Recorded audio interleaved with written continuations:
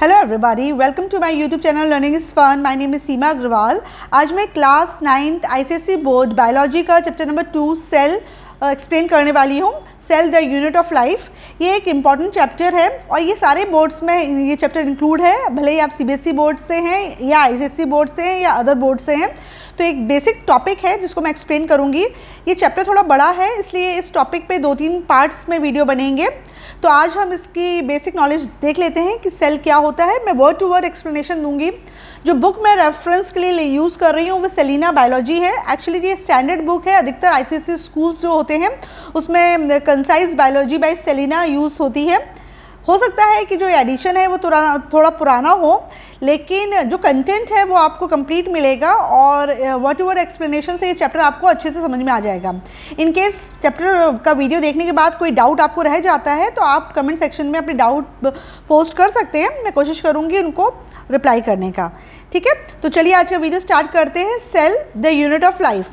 What is a cell? Cell क्या होता है ना? तो सेल की डेफिनेशन ऐसे ही पूछी जाती है, व्हाट इज अ सेल। तो ये जो डेफिनेशन दी गई है एकदम प्रॉपर डेफिनेशन दी गई है, आपको इसको एज इट इज़ ही लर्न करना है।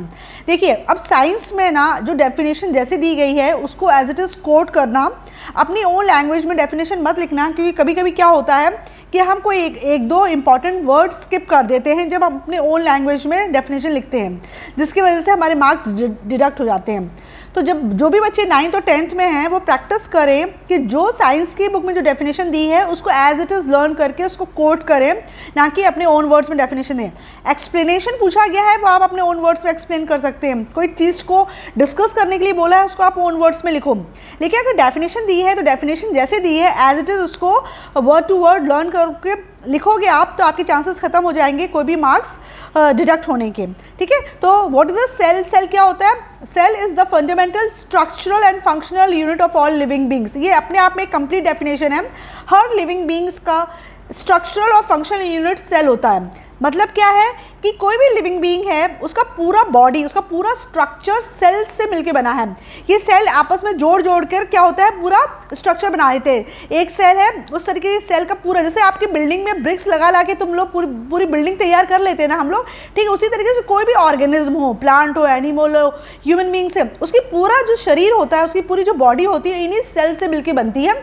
इसलिए सेल को बॉडी का स्ट्रक्चरल यूनिट बोला गया है। साथ साथ में ये फंक्शनल यूनिट भी है। हमारी बॉडी बहुत सारे फंक्शन परफॉर्म करती है, जैसे डाइजेशन का फंक्शन होता है, एक्सक्रीशन होता है, रेस्पिरेशन होता है, सर्कुलेशन होता है। एक्चुअली में जो ये फंक्शंस परफॉर्म होते हैं वो सेलुलर लेवल पर होते हैं। मतलब